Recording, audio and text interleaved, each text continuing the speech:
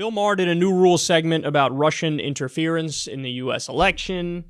I think you guys generally know what my take on this is, so I won't give you a little prelude here, or whatever you want to call it, to his clip. Let's just watch the clip, and then we'll break it down. New rule: if Russia is going to keep attacking America, then America really should fight back.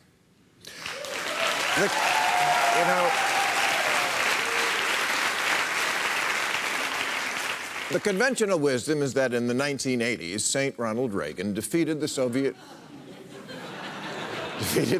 Union. And then the Berlin Wall came down and everybody was friends. But what really happened was we stopped fighting the Cold War, but the Russians never did. They may have changed the name of the KGB the way Kentucky Fried Chicken became KFC, but trust me, they're both still out there poisoning people. There is an entire building in St. Petersburg filled with a Russian troll army. Hundreds of employees of their Defense Department sitting in front of computers, pretending to be Americans, and creating thousands of tweets, memes, news site comments, and flat-out fake stories designed not to take sides on any issue, but just to get us fighting about it, to create chaos, the better to elect the chaos candidate. Here's an example of a Russian-created meme from 2016. It says, up to 5.7 million illegals may have voted in 2008 election. Well, that, of course, is ridiculous, but it nevertheless reached 10 million American voters by way of Facebook, millions more through Twitter, and one guy on Bing.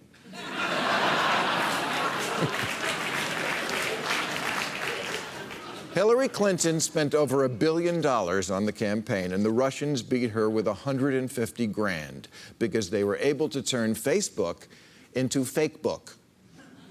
Or a more apt name might be Shitstarter. Because that's what they were doing. That's what their meddling was meant to do, start shit. And boy, was that easy to do, since Facebook is the place where thinking went to die.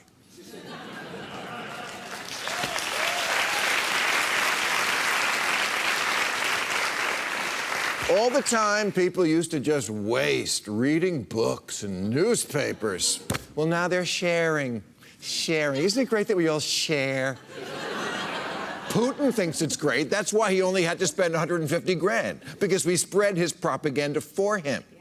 And the Russians saw this, and they took our everyone needs to smell my every brain fart culture and used it as the engine for spreading their bullshit, for the purpose of starting cockfights. Except we're the cocks. We're the brainless birds pecking at each other. That's what Putin knew. That with social media, it would be easy to get America to start cockfighting. He just made sure the tiniest cock won. Every time I break down one of these segments, it feels a little silly because he's a comedian and you don't know to what extent he's joking and to what extent he's making points that, underlie some truth that he thinks he's spreading by doing these new rule segments. But yeah, that one was just, oh God. Okay, so the very beginning of that is just like cringeworthy. Russia keeps attacking America, so the U.S., quote, really should fight back. What does that mean, Bill? Okay, well, you could say, he goes on, explain what that means, and it doesn't mean militarily. Good. Thank you. I'm glad it probably doesn't mean militarily. Let's hope he doesn't mean militarily, because if it does mean military, holy shit, you casually want World War III, or you want more sanctions on them, or whatever the fuck it is, which is a horrible idea, horrendous idea, dangerous idea, and something that you increasingly see a favorable policy in the Democratic Party. Now the Democratic Party, corporate Democrats, seem to agree totally with what neocons have been saying all along on Russia. I mean, Mitt Romney was laughed out of the room by Obama and everybody else when he said the Cold War hasn't ended and, Vladimir Putin is the biggest threat to the world. And Obama said the 1980s called, they want their foreign policy back. I agree with Obama. I agree with Obama from then. I don't agree with Mitt Romney. Now Bill Maher's doing like a Mitt Romney-style new rule segment.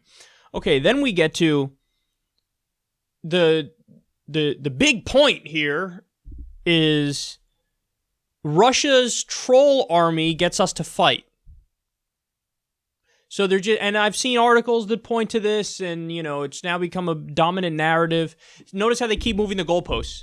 Russia hacked the voting machines and flipped votes. Turns out that was complete and utter bullshit. Russia was involved with propping up Donald Trump and somehow getting him to win. That's not true either. Now it's just Russia has a troll army that made us fight. They have a troll army what does that even mean? So they come up with memes. A war of memes! Like, the thing that's so annoying is they make it seem like if it wasn't for Russia mucking up fights in the U.S., we'd somehow all agree. Pretty sure from the fucking very beginning of America until now, there's been a gigantic divide in the country between conservatives and liberals. Between people who want less government and people who want more government. People who want to be conservative on social issues, people who want to be liberal on social issues. People who want more war, people who want less war. That's been an endless struggle and an endless battle.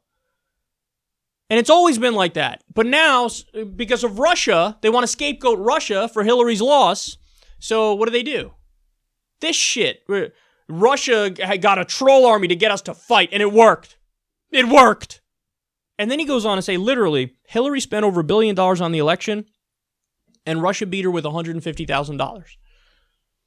But that's the thing, Bill. No, they didn't. Hillary lost because of Hillary Clinton. Hillary lost because she didn't campaign in the Rust Belt. Hillary lost because she didn't come out strongly against the TPP and didn't say, you know what, NAFTA was 100% wrong and I'm going to not outsource your jobs. I'm going to bring back manufacturing here. She ran a campaign on bullshit platitudes and cliches like break down the barriers and stronger together. She said shit during the election like Medicare for all will never happen.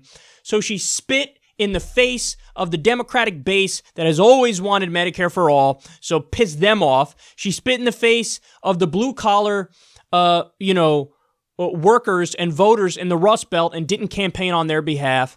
She ran a campaign of somebody who felt entitled to win. Her argument was, it's my turn, suck it up and vote for me.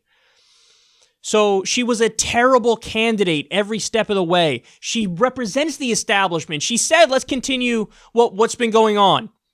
She's not transformational. She's not revolutionary. So people went with the fucking crazy-ass wrecking ball who seemed to be more anti-establishment. Now, Trump, of course, turns out he wasn't anti-establishment. He's their servile little bitch boy. But people voted for somebody who they thought was more anti-establishment. So you have somebody who spent more money on the election, but she couldn't win. And it's not because Russia spent $150,000 fucking dollars on Facebook ads. That should be so obvious to people. But no, they're increasingly talking about this as the main issue, because it makes them feel better about the current state of affairs. It's much easier to think when you lay your head down on your pillow at night that Donald Trump is some sort of aberration. Hey, man, look, he's the worst of the worst, and the only way this could have happened in a beautiful country like the United States of America is if some hostile foreign power was pulling the puppet strings and made it happen.